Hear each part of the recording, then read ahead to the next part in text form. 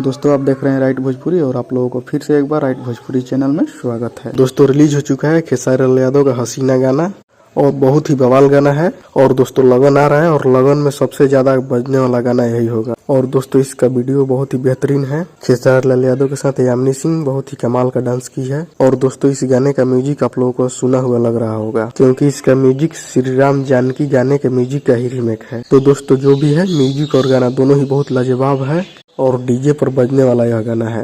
तो दोस्तों गाना आप लोगों को बहुत ही पसंद आया होगा। तो चलिए इस वीडियो में इतना ही। आप लोगों को गाना यह कैसा लगा कमेंट करके जरूर बताइएगा। तो चलिए मिलते हैं किसी अगले वीडियो में। और अभी तक हमारे चैनल को सब्सक्राइब नहीं किए तो सब्सक्राइब कर लीजिए।